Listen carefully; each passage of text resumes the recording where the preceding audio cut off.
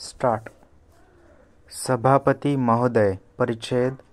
मी काल सांगितल्याप्रमाणे या वर्षीच्या अर्थसंकल्पात जुन्याच घोषणांची पुनरावृत्ती असल्यामुळे मी माझ्या भाषणात पुन्हा त्याबाबतचा उल्लेख करणार नाही.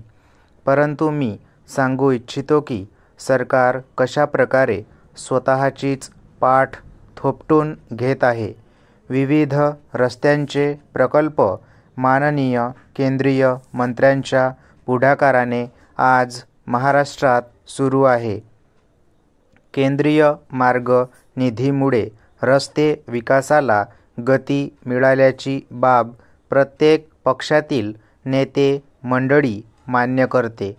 वास्तविक पाहता राज्य शासनाने अर्थसंकल्पामध्ये रस्ते विकासाच्या योगदानाबद्दल माननीय केंद्रीय मंत्र्यांचे मोठ्या मनाने अभिनंदन करावयास पाहिजे होते.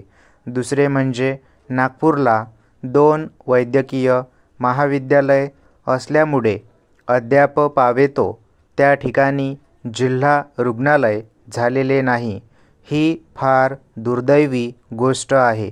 मागच्या सरकारने नागपूरच्या पश्चिम भागात जिल्हा रुग्णालय मंजूर केले होते. याबद्दल तत्कालीन मुख्यमंत्री व तत्कालीन माननीय पालकमंत्र्यांचे मी अभिनंदन करतो. परंतु 2 वर्षांपूर्वी मंजूर केलेल्या जिल्हा रुग्णालयाला वितरित केलेला निधी अजूनपर्यंत मिळाला नाही. त्या रुग्णालयाच्या इमारतीचे अर्धवट काम आहे तसेच पडून आहे. तेथील कर्मचारी, यंत्रसामग्री, आस्थापना या सर्व बाबींसाठी या राज्य सरकारने एकही पैसा उपलब्ध करून दिला नाही. या राज्य सरकारने कोविडच्या काळातसुद्धा नागपूरच्या बाबतीत सावत्रपणाची भूमिका दाखविली. मी राज्य सरकारला आवाहन करतो की नागपूरच्या जिल्हा रुग्णालयासाठी आवश्यक तेवढा निधी वितरित करून ते रुग्णालय तत्काळ सुरू करावे. परिच्छेद. पूर्वी नागपूर हे हातमागावर साडी किंवा कापड विणण्याचे केंद्र होते. मुस्लिम आणि हलबा कोष्टी या समाजातील विणकर लोक मोठ्या प्रमाणात हातमागाच्या व्यवसायात आहेत. हलबा समाजाचे अनेक प्रश्न असून त्यांना आरक्षण मिळण्यास अडचणी आहेत. त्यांना जात वैधता प्रमाणपत्र मिळत नाही. त्या समाजातून अभियांत्रिकी, डॉक्टर वा इतर पदव्या घेतलेले विद्यार्थी आज घरी बसलेले आहेत. त्या समाजातील तरुण मुले आज देशोधडीला लागले आहेत. काही मुस्लिम किंवा हलबा कोष्टी विणकरांचे अनुदान बंद आहे.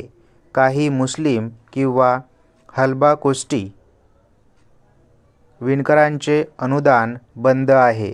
माझी विनंती आहे की ते अनुदान तत्काळ अदा करण्यात यावे. तसेच त्या ठिकाणी कापडाचे पॅकेजिंग केंद्र सुरू केले तर त्या भागातील बेरोजगारी कमी होऊन एक प्रकारे हलबा समाजाला न्याय मिळू शकेल. परिच्छेद. माझे आपल्या माध्यमातून सरकारला आवाहन आहे की नागपूरसह विदर्भाचा कायापालट करून विदर्भ विरोधी महाविकास आघाडी हा धब्बा पुसून टाकावा. तशी संधी अर्थसंकल्पाच्या माध्यमातून सरकारला आहे. आपण सरकारला निर्देश द्यावेत. विदर्भ, मराठवाडा येथील ग्रामीण भागाकरिता विशेष निधी उपलब्ध करून द्यावा असे मी सरकारला आवाहन करतो.